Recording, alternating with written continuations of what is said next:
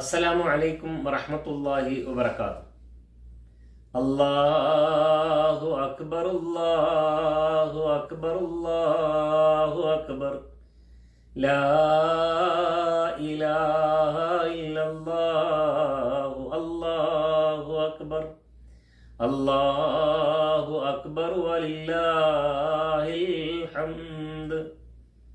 പ്രിയമുള്ളവരെ, ലോകമെമ്പാടുമുള്ള മുസ്ലിമീങ്ങൾ അവരുടെ അധരങ്ങളിൽ, അവർ വിവരിക്കുന്ന മേഖലകളിൽ, അവരുടെ ഭവനങ്ങളിൽ, ഏതേത് മേഖലകളിലൂടെയൊക്കെ അവർ സഞ്ചരിക്കുമോ അവിടെയെല്ലാം ഈ മഹത്തായ തക്ബീർ ധ്വനികൾ ഉച്ചരിച്ചുകൊണ്ട് ധന്യമാക്കിക്കൊണ്ടിരിക്കുന്ന സമയത്തിലും സാഹചര്യത്തിലുമാണ് നമ്മളുള്ളത്.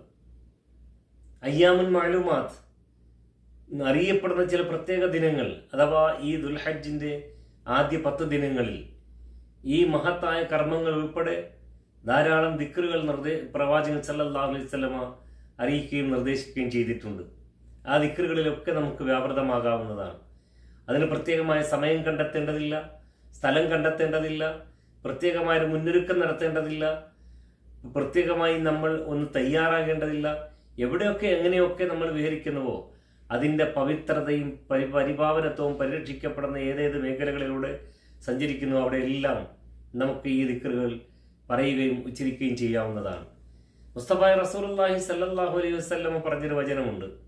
രണ്ട് വാക്യങ്ങളുണ്ട്.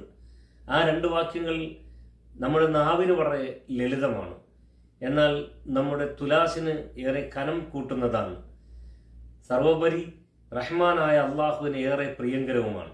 പ്രവാചകൻ പറഞ്ഞ വാക്കുകൾ ഇപ്രകാരമാണ്: കലിമത്താനി ഖഫീഫത്താനി അലൽ ലിസാൻ വസഖീലത്താനി ഫിൽ മീസാൻ വഹബീബത്താനി ഇല റഹ്മാൻ.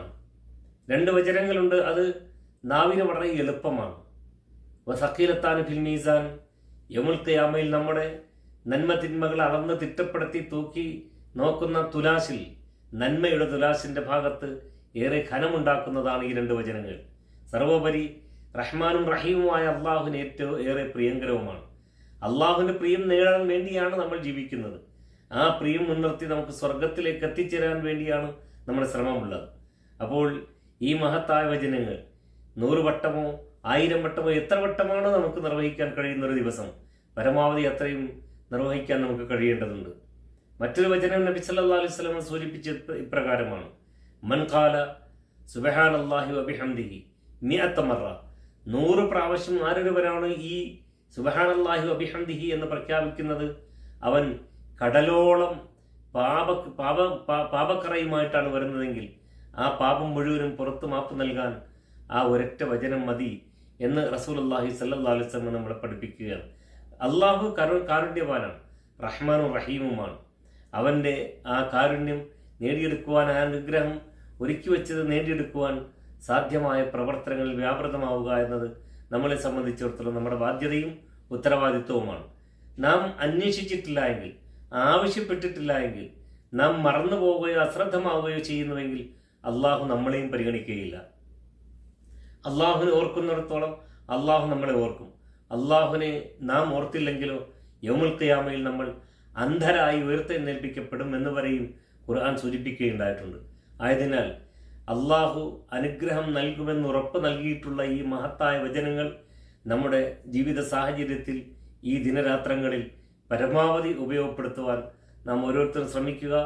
റബ്ബ് സുബ്ഹാൻ അതിനുള്ള തൗഫീഖ് നമുക്ക് ഏവർക്കും പ്രദാനം ചെയ്യുമാറാകട്ടെ എന്ന പ്രാർത്ഥനയോടെ അസ്സലാമു അലൈക്കും വറഹ്മത്തുള്ളാഹി വബറകാതുഹു.